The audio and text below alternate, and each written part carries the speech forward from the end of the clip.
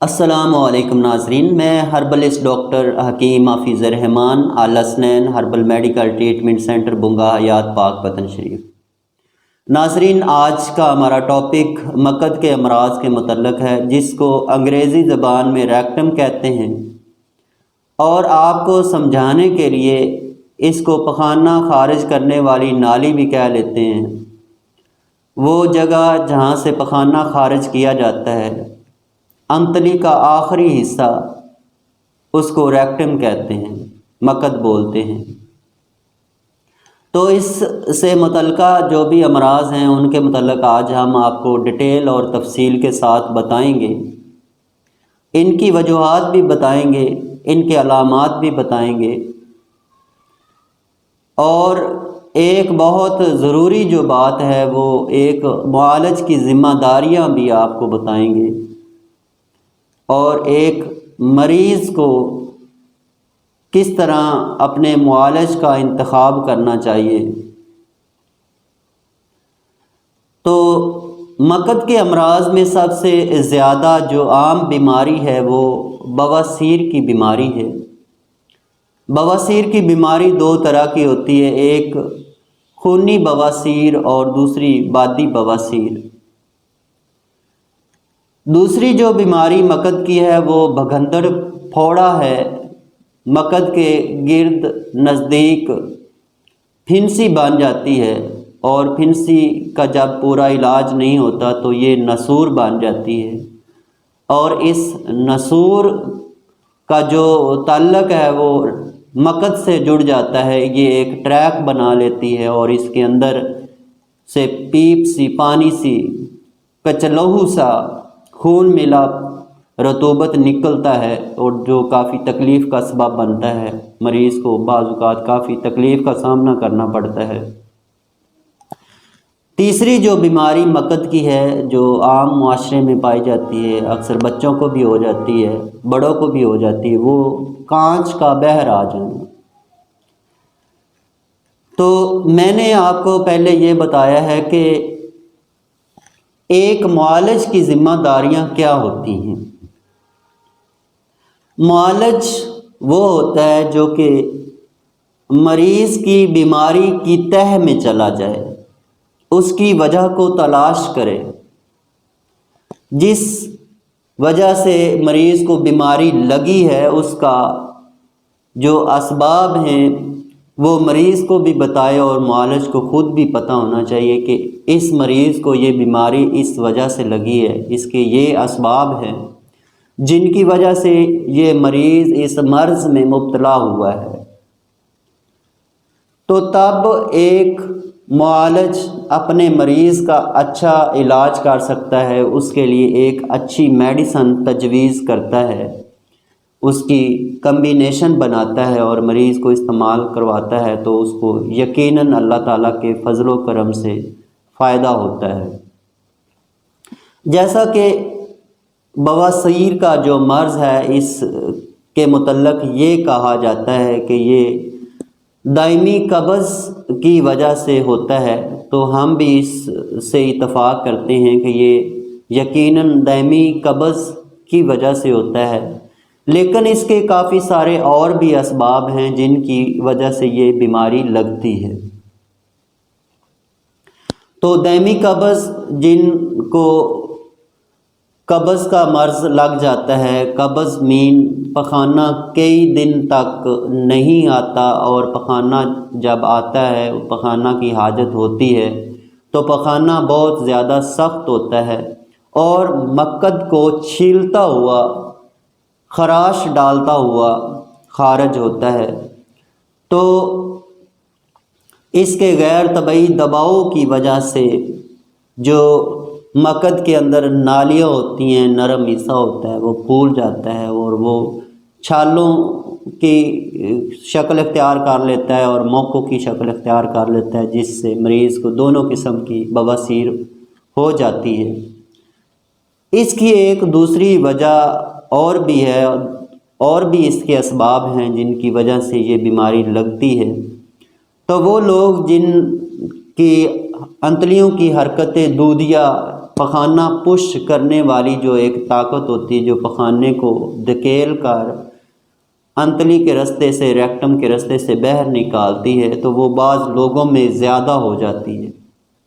اس کی وجہ یہ ہوتی ہے کہ صفراوی خلت بعض اوقات زیادہ ہو جاتی ہے۔ صفرا ایک طرح کا تیزاب ہوتا ہے جو کہ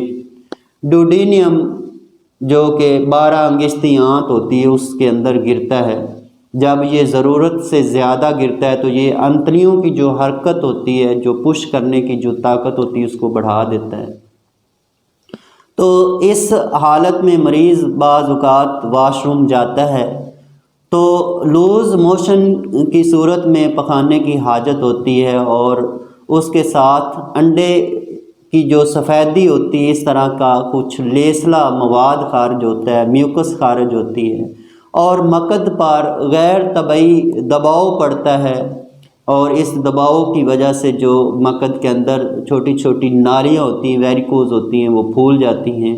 اور خون سے بھر جاتی ہیں، تو اس طرح مریض کو خونی بواسیر ہو جاتی ہے، اور مریض کو ایک سبب جو ہے یہ انتلیوں کی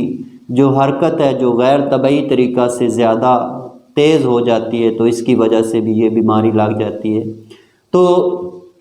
بعض اوقات بادی بواسیر بھی اسی وجہ سے ہو جاتی ہے۔ جو تیسری جو وجہ ہے وہ بعض لوگ جو زیادہ دیر تک بیٹھ کر کام کرتے ہیں، اور جب ان کو حاجت ہوتی ہے تو وہ پخانہ نہیں کرتے، واش روم نہیں جاتے، تو ان کے مقد پر بھی دباؤ پڑتا ہے، یہ ویریکوز جو نالیاں ہوتی یہ پھول جاتی ہیں اور ان کے اندر خون جمع ہونا شروع ہو جاتا ہے، چھالہ نما بن جاتی ہیں، موقع نما بن جاتی ہیں، تو ان کو بھی یہ بیماری لگ جاتی ہے اور وہ بھی اس بیماری میں مبتلا ہو جاتے ہیں۔ ہماری جو غذائیں ہیں، ایک سبب اس کا ہماری غذائیں ہیں، جو لوگ زیادہ متوازن غذا استعمال نہیں کرتے، فاسٹ فوڈ زیادہ استعمال کرتے ہیں، اسکیل غذائیں زیادہ استعمال کرتے ہیں جو جلد ہضم نہیں ہوتی، تو ان غذاؤں کی وجہ سے بھی یہ بیماری لگ جاتی ہے۔ تو یہ جو اسباب ہیں یہ سارے کے سارے یہ بواسیر پیدا کرنے کے اسباب ہیں جو میں نے آپ کو بتائے ہیں ڈیٹیل کے ساتھ۔ تو ایک مریض کی ذمہ داری کیا ہونی چاہیے؟ سب سے پہلے جو مریض کو ایک اچھے معالج کا انتخاب کرنا چاہیے، ایک کوالیفائڈ ڈاکٹر حکیم کا انتخاب کرنا چاہیے جو کہ ایک پرماننٹ علاج گاہ سے وابستہ ہو اور بیماری کی تشخیص کرنا جانتا ہو، نبض دیکھنا جانتا ہو، طبیعت کو جانتا ہو، مزاج کو جانتا ہو، کوالیفائڈ پرسن ہو، پڑھا لکھا ہو، کسی کالج سے وہ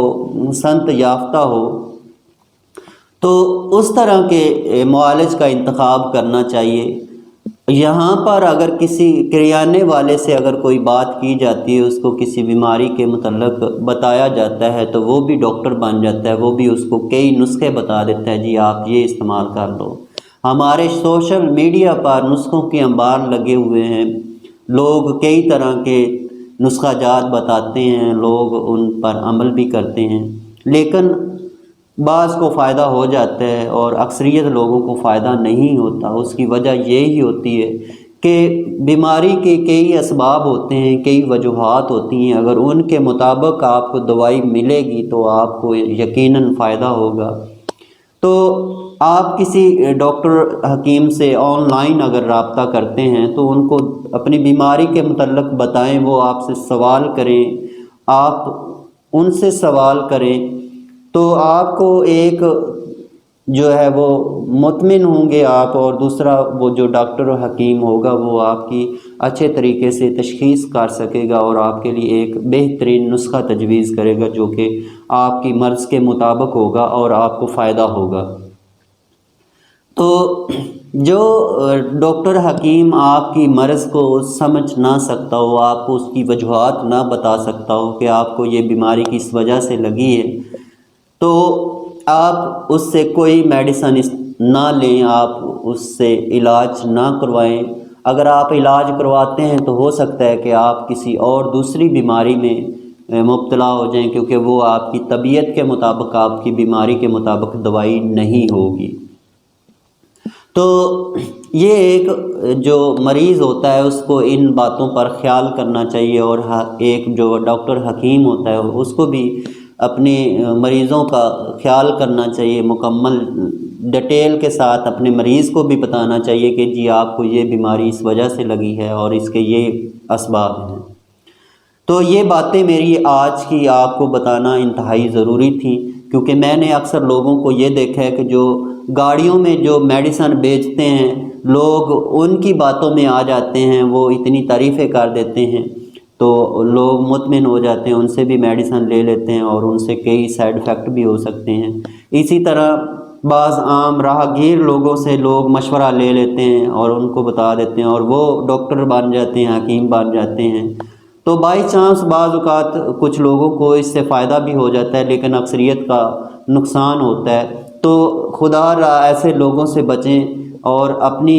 زندگی کا خیال کریں۔ یہ زندگی بہت انمول ہوتی ہے اور انسان کو اللہ تعالیٰ نے صرف ایک بار دی ہے اور بہت قیمتی ہوتی ہے۔ تو ایک جو معالج کا کام یہ ہوتا ہے کہ یہ انسانی زندگی بہت قیمتی ہوتی ہے، اور اس کی حفاظت کے لیے ایک ڈاکٹر کو ایک حکیم کو جو بھی کام کرنا چاہیے، جو بھی فرائض ہیں اس کو پوری ایمانداری سے سر انجام دینے چاہیے۔ تو اب ہم دوبارہ اپنے ٹاپک کی طرف آتے ہیں۔ تو ہم نے بواسیر کے متعلق آپ کو بتایا۔ مقد کی جو دوسری بیماری ہے وہ بھگندڑ پھوڑا جس کو بولتے ہیں، فسچولا بھی کہہ لیتے ہیں۔ یہ بیماری ایک اس طرح کی بیماری ہے جس میں مقد کے گرد یا مقد کے نزدیک کوئی پھنسی بن جاتی ہے، اور جب یہ پھنسی کا پورا علاج نہیں ہوتا تو یہ ناسور کی شکل اختیار کر لیتی ہے۔ اس کے اندر سے زرد رنگ کا خون ملا رطوبت نکلتا ہے، اس کے اندر سے بدبو بھی آتی ہے، مریض کو کافی تکلیف ہوتی ہے۔ یہ مقد کے ساتھ بعض اوقات منسلک ہو جاتی ہے، اور جب پخانہ کیا جاتا ہے تو کچھ پخانے کی مقدار اس نالی کے اندر بھی آ جاتی ہے۔ تو یہ مریض کی جو کیفیت ہے، جو تکلیف ہے، اس کی وجہ سے مزید بڑھ جاتی ہے، مریض کو کافی تکلیف کا سامنا کرنا پڑتا ہے۔ تیسری جو اس کی بیماری ہے وہ کانچ کا بہر آ جانا۔ کانچ جب دباؤ پڑتا ہے، بعض لوگوں کو کثرت سے پخانے لگ جاتے ہیں تو پخانوں کا پورا علاج نہیں ہوتا، اور انتڑیوں کی حرکت جو ہے وہ بہت زیادہ تیز ہو جاتی ہے، تو اس کی وجہ سے کانچ پر مقد پر دباؤ پڑتا ہے تو کانچ بہر آ جاتی ہے۔ جن کو دائمی قبض ہوتی ہے، زیادہ عرصہ سے قبض ہوتی ہے، ان کو بھی یہ مسئلہ بن جاتا ہے۔ یہ بچوں اور بڑوں کو دونوں کو یہ بیماری لگ جاتی ہے۔ تو اس بیماری کے متعلق اگر کوئی ہم سے رابطہ کرنا چاہتا ہے، اپنی بیماری کا علاج کروانا چاہتا ہے، تو وہ ہم سے رابطہ کر سکتا ہے۔ ہمارا جو موبائل نمبر ہے، what's app number on screen موجود ہے، تو آپ مکمل اعتماد کے ساتھ ہم سے رابطہ کر سکتے ہیں۔ انشاءاللہ آپ کو آپ کی بیماری کے متعلق پوری ڈیٹیل دی جائے گی، اور آپ کو یہ بھی بتایا جائے گا کہ آپ کو یہ بیماری کس وجہ سے لگی ہے، اور آپ کو کن چیزوں سے پرہیز کرنا چاہیے۔ وہ غذائیں جو آپ استعمال کریں گے آپ کو فائدہ ہوگا، اور وہ غذائیں جو آپ کی بیماری کو بڑھاوا دے سکتی ہیں وہ بھی ہم آپ کو تفصیل کے ساتھ بتائیں گے۔ تو آپ سے پھر گزارش یہی ہے کہ آپ اپنی صحت کا خیال رکھیں، ایسے اچھے معالج کا انتخاب کریں جو کہ آپ کی طبیعت کو جانتا ہو، آپ کے مزاج کو جانتا ہو، آپ کی طبیعت کے مطابق آپ کو دوائی دے سکتا ہو۔ تو یہ آج کل جو ہمارے معاشرے میں سسٹم چل چکا ہے، ایک میڈیسن بنا دی جاتی ہے اور لوگوں کو بتا دیا جاتا ہے کہ یہ جی اس بیماری کے لیے یہ بہت مفید ہے۔ تو ٹھیک ہے، ادویات بہت کارآمد ہوتی ہیں، بہت مفید ہوتی ہیں، لیکن ہمارا جو طریقہ ہے، جب مریض ہم سے رابطہ کرتا ہے تو ہم اس کو جو دوائی دیتی ہیں تو اس کے لیے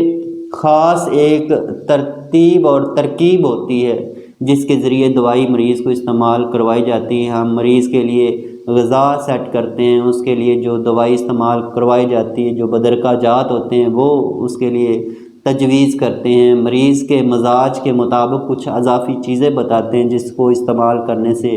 مریض یقیناً اللہ تعالیٰ کے فضل و کرم سے ٹھیک ہوتا ہے۔ تو اسی کے ساتھ اپنے اس معالج کو حکیم حفیظ الرحمان کو اجازت دیں۔ اگر آپ نے ہمارا یہ چینل ابھی تک سبسکرائب نہیں کیا، لائک نہیں کیا، شیئر نہیں کیا، تو آپ براہ مہربانی اپنے اس چینل کو سبسکرائب کریں، لائک کریں اور شیئر کریں۔ اپنی قیمتی رائے کا بھی اظہار کریں ہمارے کومنٹس باکس میں۔ تو اسی کے ساتھ آپ سے اجازت چاہتا ہوں، خدا حافظ۔